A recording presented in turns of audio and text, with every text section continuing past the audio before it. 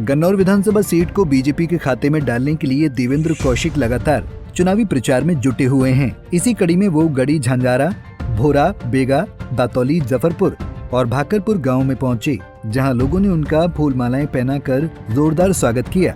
इस दौरान उन्होंने समर्थकों और कार्यकर्ताओं में जोश भरते हुए कहा कि हमें जनहित में काम करके गन्नौर का विकास करना है। कांग्रेस अपना झूठा घोषणा पत्र जारी कर जनता को गुमराह कर रही है, लेकिन हमें लोगों को उनके बहकावे में आने से रोकना है, क्योंकि भाजपा के अलावा इस क्षेत्र का विकास कोई नहीं कर सकता। चल रही है, उससे बहुत विकास हो रहा है। आपके यहाँ भी पुल बन रहा है, काम हो रहा है। अब लोगों को दिक्कत भी हो रही है, भाई अभी बता रहे थे। और टेम्परेरी विकास होता है तो कुछ ना कुछ थोड़ी बहुत दिक्कत तो आती है। गाँव में कोई भी काम आपने बताया, हमने सारा आपका किया। ये चुनाव इसलिए भी बहुत महत्वपूर्ण है कि सेंटर में भारतीय जनता पार्टी की सरकार है और केंद्र में सरकार है, तो राज्य में भी भारतीय जनता पार्टी की सरकार होनी चाहिए। मैं आपको ये बताना चाहता हूँ, केंद्र में भी अगर हमारी सरकार है तो हरियाणा में भी अपनी सरकार होनी चाहिए। एक रफ्तार है काम की। अगर सरकार केंद्र में भारतीय जनता पार्टी की है, यहाँ दूसरी बढ़ जाती है, तो एक तालमेल बिगड़ जाता है। जो एक सरकार का आपस में एक सामंजस्य स्थापित है, वो खत्म हो जाता है। पिछले दिनों क्या हुआ कि हमारे पड़ोस में ही हिमाचल प्रदेश है, वहाँ गलती से लोगों ने कांग्रेस की सरकार बना दी। वहाँ पे विकास का पहिया बिल्कुल थम गया।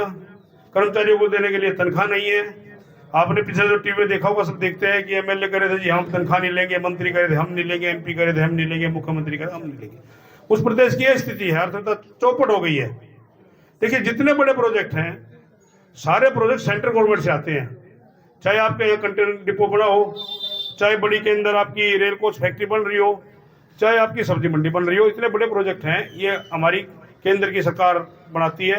अब रेल मेट्रो का भी काम चालू हो जाएगा, वो भी मंजूर हो गई है, जो यहाँ तक आएगी, गन्नौर से आगे तक आएगी।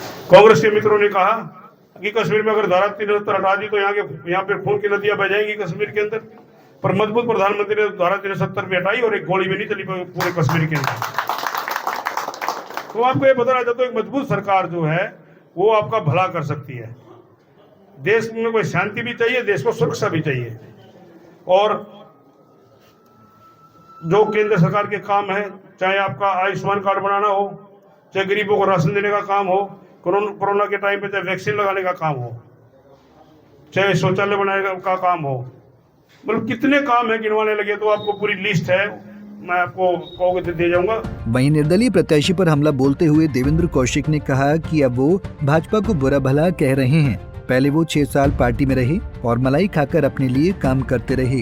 वो ड्रामेबाज व्यक्ति हैं और मंदिर में बैठकर रोना रोकर लोगों की सहानुभूति हासिल करना चाहते हैं, लेकिन जनता सब समझती है और इस बार गन्नौर से भाजपा को ही जीत हासिल होगी। गन्नौर से कपिल शर्मा, पंजाब केसरी टीवी। हमसे जुड़े रहने के लिए हमारे YouTube चैनल को सब्सक्राइब करें और नई वीडियो की नोटिफिकेशन के लिए बेल आइकॉन को दबाएं। अगर आप ये वीडियो Facebook पर देख रहे हैं तो लाइक जरूर करें और ज्यादा से ज्यादा शेयर करें। धन्यवाद।